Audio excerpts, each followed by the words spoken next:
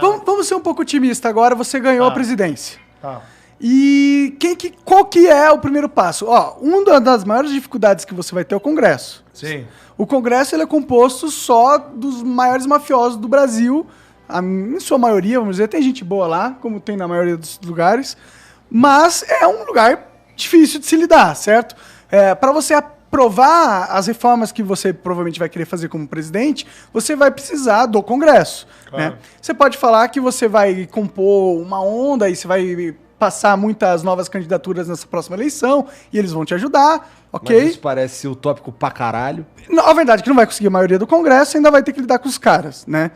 Como que você lida com os caras? Porque esse foi um dos maiores problemas do Bolsonaro ele como presidente, entendeu? Tipo, ele queria governar, mas ele por ser o Bolsonaro, ser inábil de se comunicar, inábil politicamente, ele teve que comprar os caras, entendeu?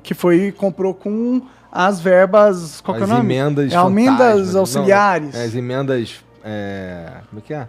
Não, auxiliares? Deve ser isso. Emendas, Orçamento secreto. Orçamento exato. secreto. Que é bilhões e bilhões que ele usa pra meio que ganhar poder político ali Abraçou dentro. o Centrão. E aí, mas... Aquilo que ele falava que não ia fazer, não vou chamar nunca o Centrão pra governar. Hoje vai lá o chefe da Casa Civil, o ministro mais importante dele, que manda hoje até no Paulo Guedes, é do Centrão. Né? Como que você faz isso, cara? Como que você governa? Como que você governa e passa coisas no Congresso sem abrir a perna pra esses caras? Porque até agora foi uma missão impossível pra todo mundo que tentou. Não, eu vou te dizer o seguinte, Marco. Primeiro, não existe isso. O país tá mal e o presidente é bom. Tá? O país tá mal porque o presidente é ruim. Então tá na conta dele. Tá na conta do Bolsonaro. Moro, desculpa, deixa esse chato aqui um pouquinho. Puxa o microfone pra tu. Tá, perdão. Tá na conta do Bolsonaro, tá? Tá na conta do Bolsonaro o desemprego, tá? A inflação, tá? A demora nas vacinas e essa atitude dele maluca de ser contra a vacina, de ser a favor da Covid, sei lá, não dá pra entender isso. Tá na conta dele o desmantelamento da corrupção e tá na conta dele o Lula. O Lula só tá voltando porque esse governo é muito ruim, tá? E as pessoas estão tão desesperadas porque não querem mais o Bolsonaro, que estão pensando, vou votar no Lula. Então, por isso que a gente tem que oferecer alternativa. Vou dizer, ele é culpado por tudo isso sozinho? Não. Agora, quando o país vai mal, quem que é o culpado? É a senhorinha que rala todo dia, trabalha, é o pai de família lá que pega o ônibus, vai trabalhar, e a pessoa que está passando fome, o cara no sertão que está caçando lagarto, eles são culpados? Ou é o cara que está sentado na cadeira de presidente da República? Sim. O maior culpado é o cara que está sentado na cadeira de presidente da República. Que ele teve dificuldade com o Congresso? Teve. Que ele teve dificuldade com o Supremo? Teve. Que o Congresso e o Supremo também cometeram muitas decisões erradas? Para mim, os três poderes estão capenga, velho. Agora, o país vai mal porque o presidente é ruim. E não é uma questão pessoal. Dele, né? Não é só por causa dele, né? Mas não... Tipo, eu entendo que ele é um mau gestor da coisa toda, mas é que, como você falou, não é sozinho. O Brasil também não é só a presidência, tem Sim, todos os... não é sozinho, mas assim, o que eu não consigo aceitar, às vezes é aquela noção assim, o país vai mal, mas o presidente é ótimo, porque não deixaram ele governar. Isso é conversa. Não, com certeza. Né? Ele não tinha que pôr por exemplo, lá. Ele não tinha que pôr Aras lá. Ele não tinha que fazer um monte de coisa. Esse é um exemplo. Ele tinha que ter sido contra a vacina?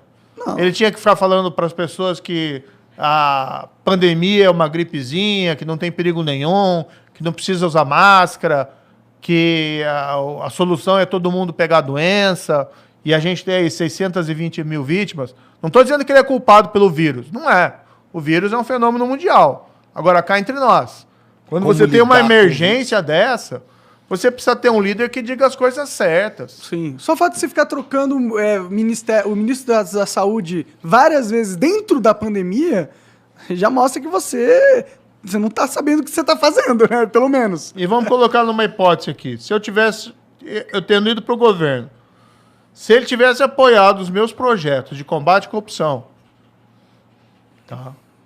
Será que a gente não teria conseguido aprovar no Congresso? Prisão em segunda instância, ali no começo. Não. Olha, sim. se tivesse posto para votação, se tivesse tido apoio do presidente da República, tinha aprovado. Em 2019, tinha. Não, ele poderia ter ajudado muita coisa. Poderia ter ajudado. Vou te colocar um exemplo aqui. Eu, como ministro, em fevereiro, eu apresentei lá o projeto de lei anticrime. Pô, que era um baita projeto. Né? Que era de combate à corrupção, mas era combate a crime organizado, combate à criminalidade violenta. É um projeto, você pode até criticar um ponto ou outro, tá? Não concordo com isso, tá, tudo bem, vai discutir no Congresso. Mas era um projeto que mudava, que melhorava muito o cenário. Tinha lá a prisão em segunda instância. Tinha lá a prisão do cara que foi condenado no júri por assassinato em primeira instância. Aí foi no Congresso. Aí o Congresso também não foi legal. Demoraram para votar. Votaram lá em novembro. Mexeram e pioraram. Tá? Naquilo que pioraram, foi para o presidente e o presidente podia vetar. O presidente podia vetar aquilo que fizeram para prejudicar o combate à corrupção. Eles restringiram lá a prisão de corrupto. Colocaram umas regras lá que torna praticamente impossível você prender, aquela prisão preventiva, alguém que cometeu crime de corrupção. Mexeram, a Câmara fez isso, foi errado que a Câmara fez isso. Restringiram lá essas colaborações, essas delações. Por quê? Porque não querem outra Lava Jato. Tá? E aí foi para o presidente da República. Eu tinha falado com o presidente da República, isso foi lá em dezembro. Presidente, tem que vetar boa parte das mudanças que fizeram na Câmara. E eu tinha costurado um acordo no Senado que se o presidente vetasse, tinha costurado um acordo, tá? E tem parlamentares aí que podem confirmar. Simone Tebet conhece isso, por exemplo. Esse acordo. Falei lá com gente do PMDB também.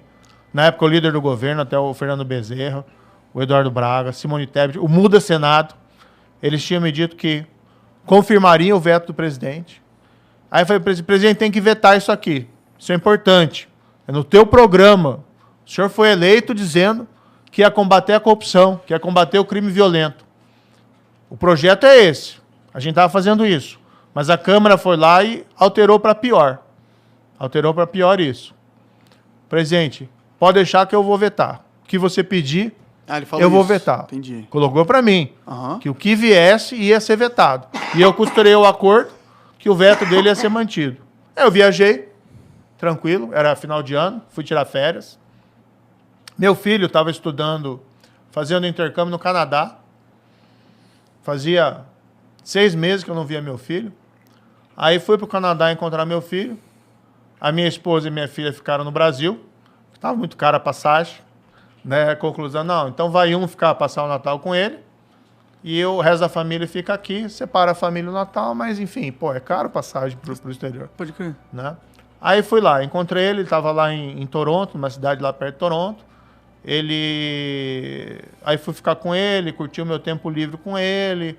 Era Natal. No dia 23 de dezembro, a gente pegou um carro e foi para uma estação lá de esqui, que ele gosta de esquiar. É caro também, mas tava fazendo um esforço ali. Natal, pô. Para Natal, para ele poder esquiar. E de viagem, conversando com meu filho, daí me ligam lá do Planalto. O ministro lá que auxiliava o Bolsonaro, e me diz, olha, o negócio é o seguinte, o presidente vai vetar, vai acolher parte dos seus pedidos de veto, e outros não.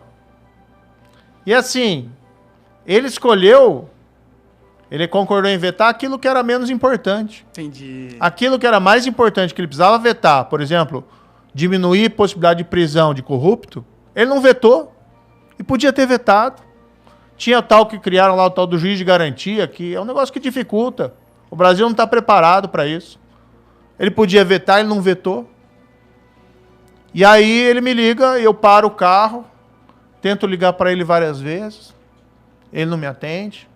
Até que eu consigo, né? Sigo a estrada, chego lá no lugar onde eu ia, a gente para almoçar, mas consigo lá que ele me ligasse. Aí ele me liga, estou almoçando com meu filho, saio ali do restaurante para falar e ele me disse o seguinte: Moro, eu não vou vetar essa parte e tal. Cara, eu não sou um cara de me humilhar, entendeu? Mas eu implorei pro presidente, ao telefone. Falei, gente, compromisso que o senhor teve nas eleições, combate à corrupção, combate ao crime violento. É importante que o senhor vete tudo ali que a gente está pedindo. Falei, ficamos ali quase meia hora falando, e eu pedindo. Moro, quando você voltar, a gente se encontra que eu vou explicar para você. Explicar o quê? Não tinha o que explicar, e daí ele não vetou. E foi publicada essa lei, com os vetos que ele não deu, no dia 24 de dezembro, Natal, véspera de Natal. Por que ele fez isso? Porque no Natal ninguém está pensando nisso.